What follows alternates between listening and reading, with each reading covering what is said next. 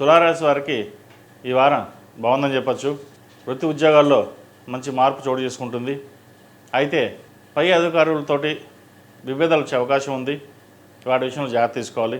చేయని తప్పుకి నిందపడవలసిన పరిస్థితి కూడా గోచరిస్తోంది. శాంతంగా ఉండడం చెప్పదగిన సూచన. అలాగే వ్యాపార అభివృద్ధి బాగుంటుంది. గతంలో ఏవైతే ఇబ్బందులు అయ్యాయో, ఏవైతే నష్టం వచ్చిందో అది ఈ వారం కొంతవరకు సర్దుబాటు అయ్యే అవకాశం ఉంది. అలాగే వ్యాపార అభివృద్ధి కోసం చేసే ప్రయత్నాలు ఫలిస్తాయి. మంచి కాలం అని చెప్పవచ్చు. చిన్న చిన్న ఇబ్బందులు ఏవైతే ఉన్నాయో ఈ వారం కొంతవరకు తొలగిపోతాయి. భూ సంబంధించిన వ్యవహారాలు అనుకూలిస్తాయి. స్పెక్యులేషన్స్కి దూరంగా ఉండడం, ఆరోగ్యరీత్యా కూడా చిన్న చిన్న ఇబ్బందులు ఉంటాయి.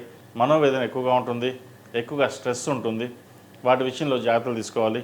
విదేశాలకు వెళ్ళాలనుకునే వారికి మే తర్వాత ప్రయత్నాలు ప్రారంభించండి. విదేశాలకు వెళ్ళే అవకాశాలు గోచరిస్తుంది. ఈ రాశిలో జన్మించిన స్త్రీలకు వృత్తి ఉద్యోగాల పరంగా, వ్యాపార పరంగా చాలా అనుకూలంగా ఉంది. అయితే స్ట్రెస్ అధికంగా ఉంటుంది. కష్టం తగిన ప్రతిఫలం లభిస్తున్నప్పటికీ కష్టే ఫలి అన్నట్టుగా మీరు ఎంత కష్టపడితే అంత ఫలితం ఉంటుంది. అయితే అందరి మాటలు వినడం కాకుండా మీకు మీరుగానే ఆలోచించి నిర్ణయాలు తీసుకోండి.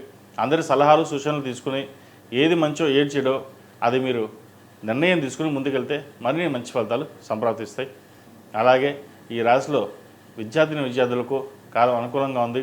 మంచి మార్కులు సాధిస్తారు. అయితే కొంతమంది ఓవర్ కాన్ఫిడెన్స్ వల్ల ఎక్కువ మార్కులు వస్తాయంటే తక్కువ మార్కులు వస్తాయి. వీళ్ళకి రేపు పొద్దున్న చదువుదాంలే, తర్వాత చదువుదాంలే, మనకి బాగా రాసాం అన్న ఓవర్ కాన్ఫిడెన్స్ ఎక్కువగా ఉంటుంది. అది అందరికీ కాదండి, కొంతమంది విద్యార్థులకే. కాబట్టి ఇటువంటి విషయాల్లో చదువుని అశ్రద్ధ చేయొద్దు. అలాగే విదేశాల్లో ఉన్న వారికి ఉద్యోగరీత్యా ఇబ్బందులు ఏమి ఉండవు. ఉద్యోగ ప్రయత్నాలు చేస్తున్న వారికి మంచి ఉద్యోగం లభిస్తుంది.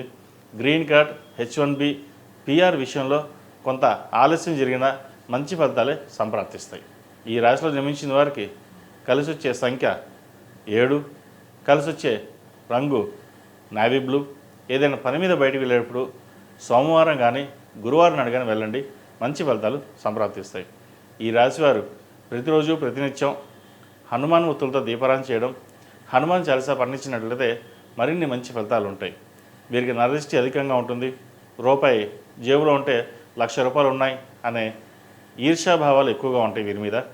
కాబట్టి హనుమాన్ చాలీసా పఠించడం చెప్పదగినది. కాలభైరవ రూపం మెడలో ధరించండి, మంచి ఫలితాలు సంప్రాప్తిస్తాయి.